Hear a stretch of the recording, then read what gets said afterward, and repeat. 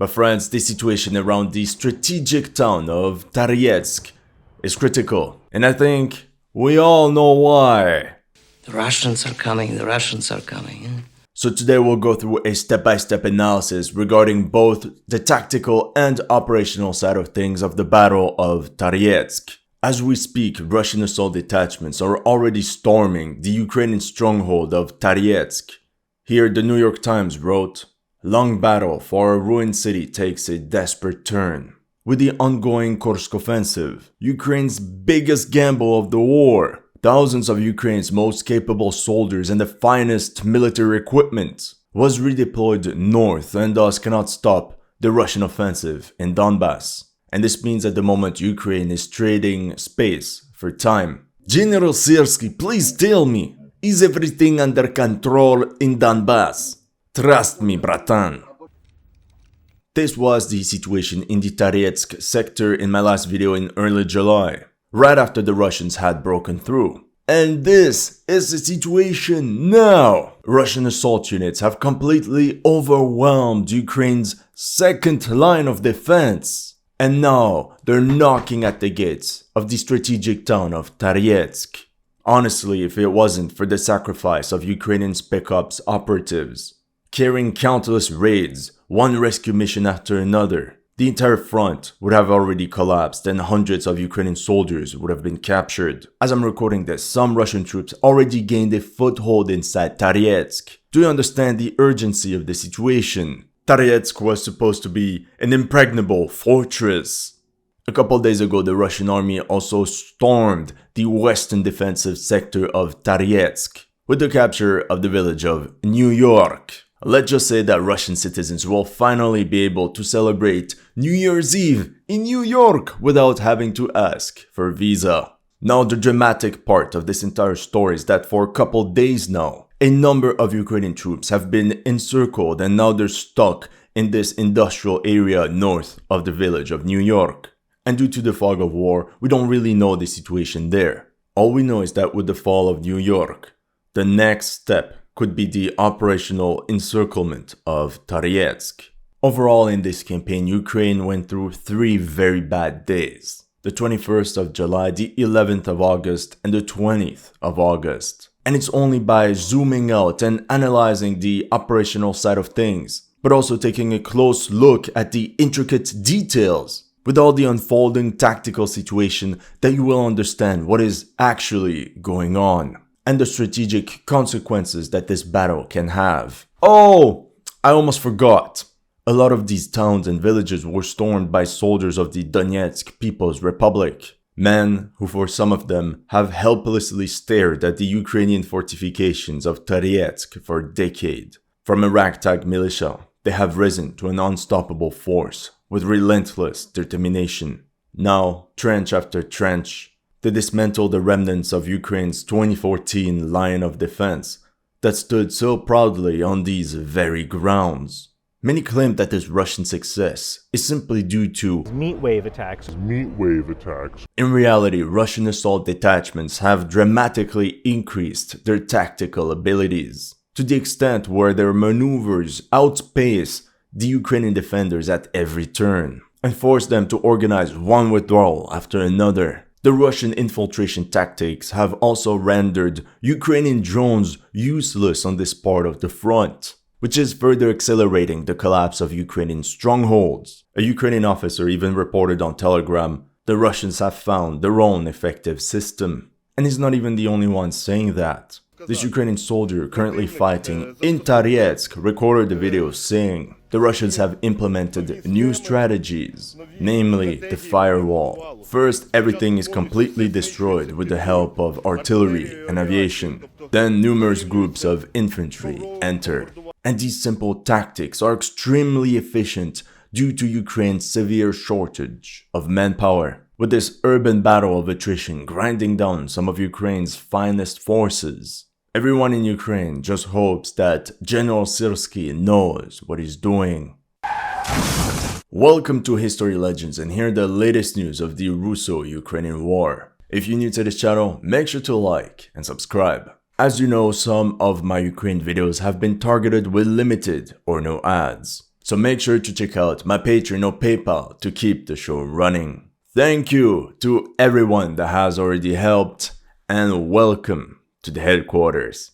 Currently, the Ukrainian front in Donbass is held by this triangle formed by the agglomerations of Pokrovsk, Toretsk, and Chasiv Yar. In the middle lies the city of Kostiantynivka, whose large urban area and strategic central position acts as an ideal logistics hub from where supplies and reinforcements can be quickly dispatched left and right across the front. As you can imagine, if Toretsk falls, the next target will be Kostiantynivka. But to understand everything that's going on right now, we have to go back to early July. By the 7th of July, the Russians had accomplished an impressive breakthrough of 3.5 kilometers northwards, where they captured the village of Yurivka just outside the infamous New York. If we look at it on a 3D map, just as always, Russian riflemen units managed to infiltrate these tree lines bordering this road, from where they can advance almost undetected from enemy drones, while other units flanked the remaining Ukrainian positions inside Yurivka. So that was the situation on the western end of the battlefield. Meanwhile, on the eastern side, we're looking at the battle for the outskirts of Toretsk. This time, Russian assault detachments also accomplished an impressive breakthrough, but this time using a tunnel which bypassed Ukraine's entire line of bunkers and fortifications. Here's a picture from inside this infamous tunnel. But more interestingly, we have a video. We see that the tunnel is 90 centimeters wide, so enough for a soldier with all his gear to pass through,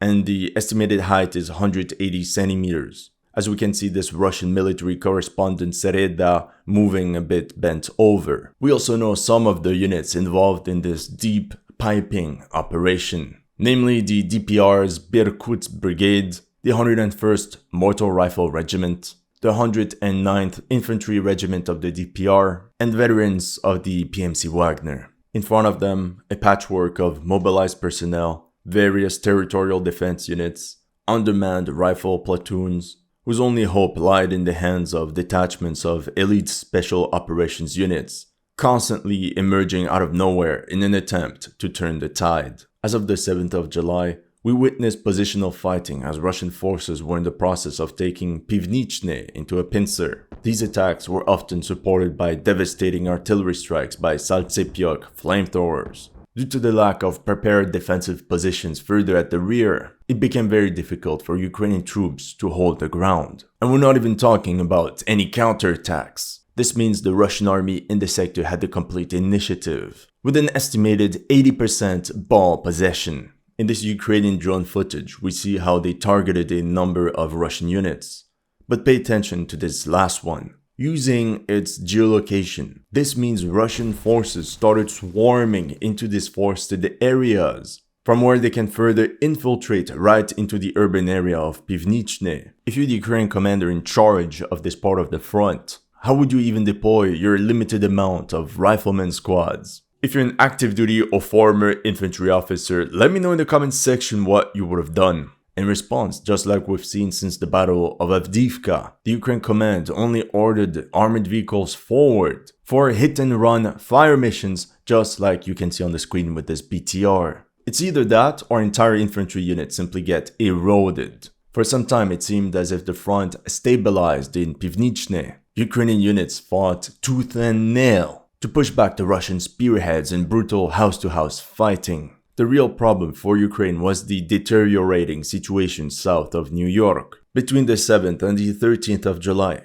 Russian forces greatly expanded their area of control, namely by clearing all the positions on the west side of the road, thus preventing any Ukrainian counterattacks, all the while getting a foothold inside New York and pinning down numerous Ukrainian forces. At this point, we can expect the Russians to enter New York and clear Ukrainian positions eastwards and westwards. Back to Pivnichne, the Russian forces faced very stiff resistance. For days they tried to break through this sector made of dozens of high-rise buildings closely packed onto one another. In such an urban maze, every corner could be the end. I mean, if you remember the Pripyat map of Modern Warfare, you know how this terrain greatly favors the defender. We also know the sector was held by an elite Ukrainian formation, the Elite Assault Brigade of the National Police. As a reminder, after forming this one brigade, the National Police of Ukraine is now forming an additional 24 rifle battalions. Meaning the rumors from last year, stating how Ukraine wants to incorporate 20,000 police officers into the armed forces, well, it was true.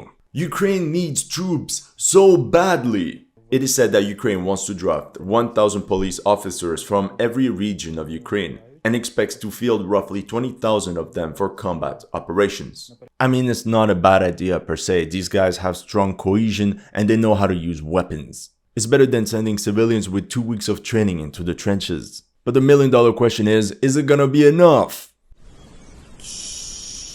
In the end, the Russian command preferred to maneuver around this stronghold. That's how they found a gap and successfully pushed 800 meters towards Zalizne. Due to the lack of infantry reserves, the Ukrainian armed forces counterattacked only with a single tank belonging to the 32nd Mechanized Brigade. Such images are now very common for Ukraine. According to various sources, the armed forces of Ukraine only have 400 operational Western APCs left, so it's simply impossible to carry out large mechanized counterattacks. And now they're down to 399. With the full tactical initiative in their hands, the Russians could attempt bolder and riskier moves without fearing a serious slap in the face. That's how on the 17th of July, Russian units reached the central part of Zalizne, where they held positions very close to the main avenue crossing through Pivnichne. If we look at it on a 3D map, those are the buildings that the Russians took over. Further back, it's the urban area of Toretsk.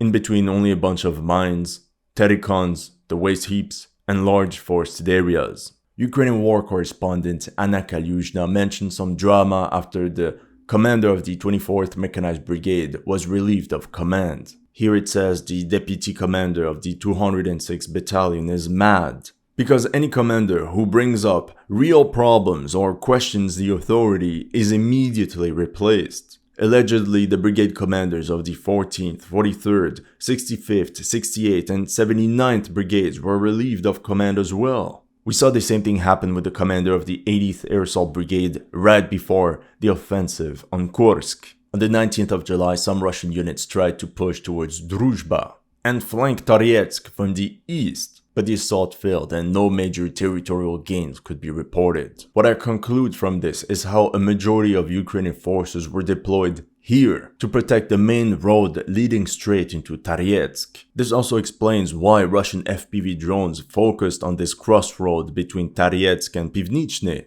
where they ambushed a number of Ukrainian pickup trucks transporting troops and supplies. In terms of ponderation, I would say Ukraine positioned 60% of its forces in the Druzhba-Pivnichne sector, 20% in the center with the high-rise buildings, with some of the most elite units, and the remaining 20% in Zalizne. Now, from what I read, this last sector of Zalizne was defended by units of the 150th Mechanized Brigade. It's one of Ukraine's new units composed mostly of mobilized personnel. If you look on their Facebook page, you can see that many of these new recruits are between 40 and 60 years old. Here you can see Vasil, a plumber, father of 2, and now a machine gunner for 3 months.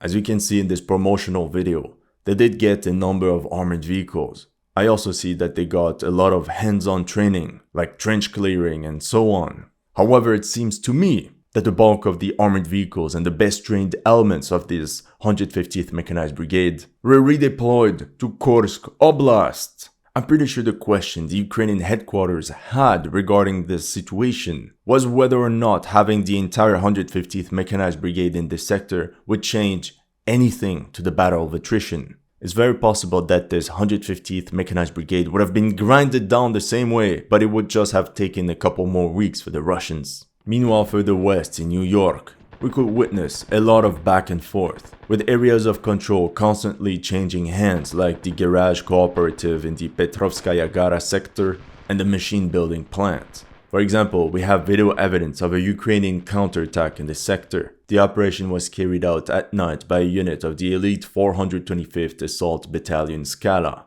We see an M2A2 Bradley disembarking a fire team. The Ukrainian stormtroopers, equipped with night vision devices and thermal imagers, progressed quickly, guided by drones and under the fire support of the Bradley. That's how they mopped up part of the street and captured 10 Russian soldiers of the 1st Battalion of the 57th Brigade. Now we only have footage of this one fire team, but I think the actual counterattack consisted of multiple fire teams attacking from different directions. What's interesting here is also the vehicle they used in this operation. This means the Ukraine command decided to spread out the M2A2 Bradleys from the 47th Mechanized Brigade throughout numerous units. I could very well see Ukrainian assault units demanding the use of such IFVs and this firepower to carry out counterattacks. That's when the Russian command was like, "Blyat, enough!" So they launched these berserk armored vehicle charges into enemy territory. Like here, where one of them gets conveniently destroyed near the cemetery. Eventually, by the 21st of July, the Ukrainian defenders were overwhelmed and had to evacuate this entire area. That same day, Russian forces also captured this 700-meter-long tree line and greatly expanded their area of control. Now let's zoom out so we can see all the territorial changes that occurred between the 20th and the 21st of July. As you can see, it was a bad day for Ukraine, with the fall of the southern part of New York, all of Pivdene, and most of Zalizne, all of a sudden putting at risk the Ukrainians in this sector of encirclement. From there, the Russian HQ had two options. Option 1, focus on eliminating the salient in order to prevent any uncomfortable enemy penetrations and counterattacks. Option 2, simply keep pushing forward and leave these guys behind. What option do you think they picked? Total air supremacy allowed Russian aviation to destroy any enemy point of resistance across the map. With their glide bombs, they could destroy any building just like that. Here we see the aftermath of an airstrike with a Kh-38ML missile on a bridge that was used to supply Ukrainian forces deployed in the Toretsk region. However, these close air support missions also come at a risk. Here, Ukrainians equipped with manpads shot down a Su-25 attack aircraft near New York.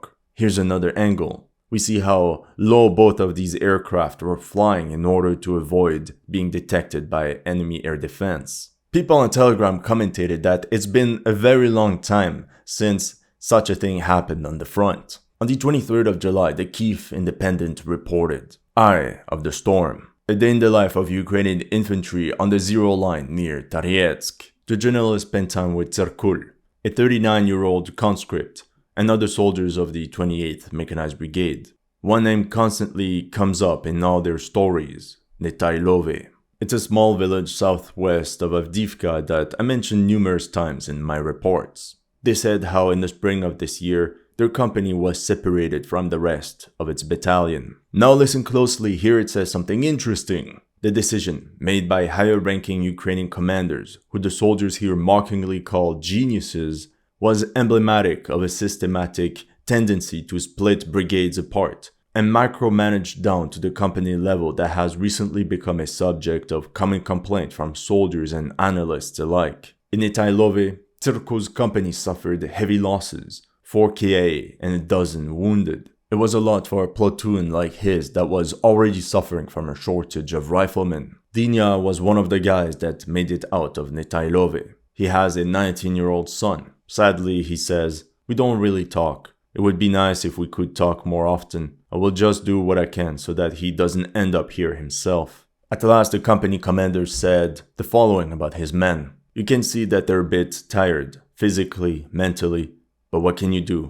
We can't just retreat." Already by the 24th of July, according to multiple Russian drone strikes, it seems Russian forces had more or less evicted the Ukrainians from this forested area bordering Pivnichne. I mean, it's obvious, if the Ukrainians don't have enough rifle squads, it's impossible to hold the forest. From a tactical perspective, the problem was that once this objective was achieved, it would be nearly impossible for Ukraine to stem the flow of reinforcements pouring into the urban area. The worst is that by now a lot of these buildings were held by men of the 241st Territorial Defense Brigade, a unit known for being composed of dads and retirees. I mean, they're men from all ages and they seem pretty fit. It's not that dramatic, but you see what I mean. Their job was to literally hold the ground, while the more capable units of the police maneuvered and counterattacked. In the end, it's not a surprise that by the 29th of July, the Ukrainians abandoned most of their combat positions south of this main avenue called Ulica Centralna. Meanwhile, Russian assault detachments will most likely storm Pivnichne from the east via Druzhba, but also from this direction on the left flank against this set of high-rise buildings. Since this area has been heavily shelled by Russian TOS flamethrowers, it's possible that the Russian army will also attack in the center using the cover of this forested area. This will most likely force the Ukrainian army to withdraw from Pivnichne and concentrate on this secondary line of defense along the road crossing over the settlement, which the Russians could try to overwhelm and flank from the east. In the end, the Ukrainian Genius Bar managed to pull off this retrograde maneuver while being covered by Spec Ops units. Their mission was really to slow down enemy forces and link up with stranded units that had been cut off. Generally speaking, for the Ukraine war, if there's an announcement of unexpected reinforcements, it's a bad omen, especially if they're considered elite. The rapid advance of the Russian army even caused this mortar team to be like, GG well played, time to get out. There's another reason that could explain the latest Russian tactical successes. You remember how last year Ukraine decided to compensate its lack of artillery with drones. At first, this strategy seemed very successful, as it was low cost, high reward. But with time, this advantage seems to have faded away. Apparently, in this article by Bild, we learned that the share of successful operations of attack drones is now about 10%. A year ago, it was 40%. One Ukrainian soldier also explained how the Russian armed forces are becoming better and better at using jammers that create radio interference. This makes it increasingly difficult to operate kamikaze drones, because before striking enemy units, you have to look for gaps in the Russian radio frequency suppression system. This means that fewer and fewer drones reach their targets. Between the 25th and 30th of July, the front didn't change much around New York. Russian artillery tirelessly pummeled Ukrainian positions, hoping to break this deadlock once and for all under a storm of steel. Eventually, Russian assault teams made some progress inside New York as well as along the tree lines in the south. Meanwhile, on the east side near Toretsk, the Ukrainian geniuses didn't even have time to consolidate a new line of defense along the Ulica Centralna that their drone operators went into full alert. That's right, Russian infantry units had already pushed beyond the avenue and were now infiltrating the sector between this forested area and the Artema mine waste heap. No spoilers, but I think this is at this moment that in my opinion the Ukraine command already prepared for the eventuality of the fall of Toretsk. More on that at the end of the video. We start the month of August with renewed interventions by Ukrainian special forces in an attempt to put down the fire around Toretsk. A Ukrainian officer of the 53rd Mechanized Brigade explained the tactical situation. Essentially, instead of bringing troops forward using big bulky armored vehicles, the Russians are pushing continuously with small assault groups composed of up to 7 infantrymen. That's how they clear one building after another. For example, here you can see a fire team of 4 to 5 Russian riflemen, infiltrating the entire urban area, creeping their way forward from one house to another. This time, it's an even smaller unit, 3 men. As you can imagine, this makes Ukrainian drones ineffective, since these assault units are so hard to spot.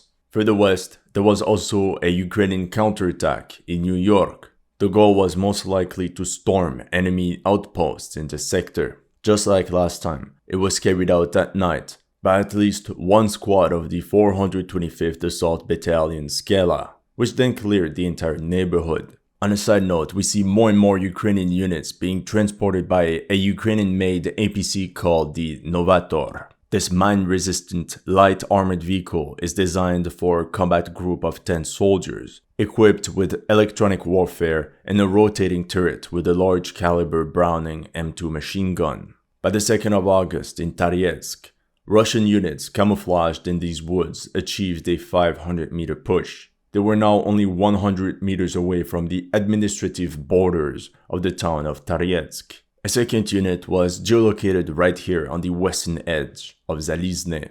In response, the Ukrainians consolidated their defense around the electric substation, which could easily be resupplied.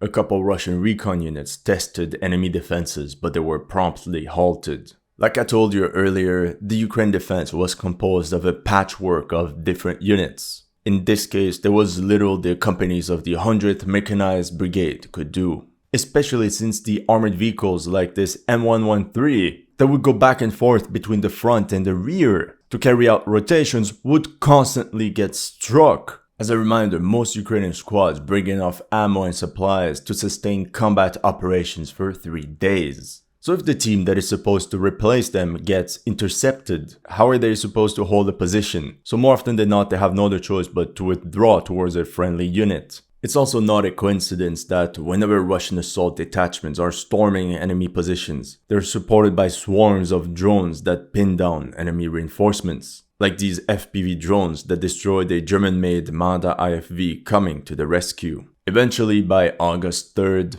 the Genius Bar finally started the step-by-step withdrawal of its units located in Pivnichne. Generally speaking, I don't think much fighting took place. The Russians simply took over empty buildings. But contact and firefights obviously still erupted. Like here east of the Severnaya mine, where a Ukrainian Humvee was ambushed by Russian infantry. This is also when we got the first footage of Ukrainian Special Forces using the Unity Go-To Pro robot dog. I'm not sure yet about the tactical advantage they provide, but I guess time will tell. By the 5th of August, Pivnichne had fallen. Ukrainian forces now held a new line of outposts going from the electric substation, the Artem mine, all the way east to the Severnaya mine and Druzhba. But this was only a temporary line, since the real defensive works were already being established inside Toretsk proper. You just need to believe. Ukrainian forces tried to cling on to these waste heaps, but like specters, Russian FPV drones swooped and chased after Ukrainian soldiers holding these improvised dugouts and trenches carved into the very bone of these mounds.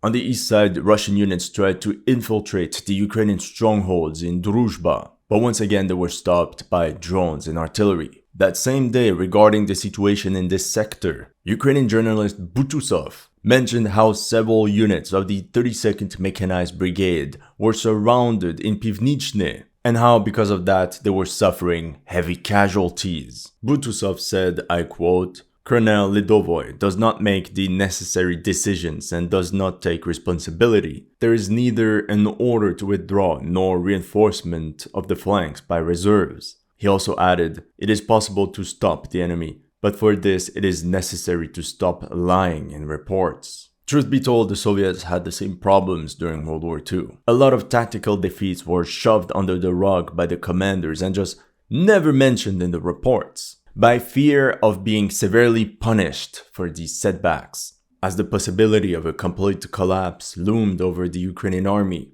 special operations units of the Innate Police Battalion of the Ligut Brigade surged into action to carve out a safe path for these encircled units. Meanwhile, the Ukrainian command also started the retrograde step-by-step withdrawal from this cauldron. As you can see, the Russian HQ picked option 2 because they expected the Ukrainians to withdraw on their own from the salient. That way they could focus a lot of manpower and energy in more crucial sectors. Before the Ukrainians could catch a break, enemy assault squads advanced another 1 kilometer inside New York, as they were supported by an intense rocket artillery barrage. These forward elements immediately raised the white-blue-red flag over school number 38. A prompt Ukrainian counterattack by the 53rd Mechanized Brigade rectified the front line, and obviously with a drone, they took out the Russian flag that was raised moments earlier. Thing is, the momentum was clearly on the Russian side by the 9th of August. It was all the positions west of Yurivka that had to be abandoned. Here you can even see a group of 9 Ukrainian soldiers that were captured in this operation. A Ukrainian officer in this area claimed that his battalion only had 20 riflemen fit for duty. I don't even understand how this is possible. Where are the 500,000 conscripts that Ukraine mobilized a couple months ago? That's also when many Ukrainians started to question the strategic purpose of the Kursk offensive. I mean, some brigades deployed around Toretsk, like the 53rd Mechanized Brigade and the 95th Air Assault Brigade, had some of their best units involved in the invasion of Russia in Kursk Oblast, while the front is clearly falling apart in Toretsk. This is where we have to talk about Ukraine's second bad day of this campaign, August 11th. The Russians expanded their area of control west of Yurivka, to the extent where they now threaten the Alexandropil-Suhabalka axis. Ukraine still had to fully withdraw from this cauldron, which could turn into an encirclement at any moment. But the worst was this Russian push from Pivnichne, straight towards Toretsk along the TO516 road. And that's how they got the first foothold inside the town. That same day, a Ukrainian T-64 BV tank was destroyed when it fell into a trap laid by Russian sappers. Further east in Druzhba, a unit of the Ukrainian 405th Rifle Battalion got attacked by 2 drones and then flanked by an entire enemy infantry unit. However, the quick reaction of the local officer allowed the Ukrainians to organize a counterattack. They pelted the attackers with grenades and pinned them down with automatic weapons, which forced the Russians to give up. In other corners of the embattled town, this Ukrainian Spec Ops team unleashed their 50 cal M2 Brownings as a prelude to the assault. Shortly after, these operatives, armed to the teeth, exited the Humvees and ascended the multi-level buildings using ladders, clearing one floor after another. The front stabilized for 3 days. A great success! When on the 14th of August, most of New York fell into Russian hands. 78% of it, to be exact. Actually, here you can even see the Russian headquarters directing the operations in the sector of New York. But notice how they use Discord to coordinate all the combat missions. Shortly after, the 1st Slavic Brigade of the DPR also claimed full control of the settlement of Zalizne. By the 18th of August, Russian forces continued their advance inside Toretsk. But it's really this pincer maneuver in New York that sealed the fate of the defenders. I mean, literally a pincer, where Ukrainians were literally that close of being encircled. Russian Telegram channel Rybar claimed that the phenol plant had been captured, but Ukrainian reports denied this claim. It seems some Ukrainian units consolidated their defense inside the factory, while others tried to regroup near Nelipivka. Unfortunately for them, their trench lines along the railway were immediately attacked by swarms of FPV drones, as well as by the huge loads of the howitzers of the 9th Artillery Brigade. Okay, take this with a pinch of salt. But a Russian Telegram post mentioned how Ukrainian POWs confirmed the very poor, almost panic-stricken state of the troops in Toretsk. Countless Ukrainian commentators got seriously angry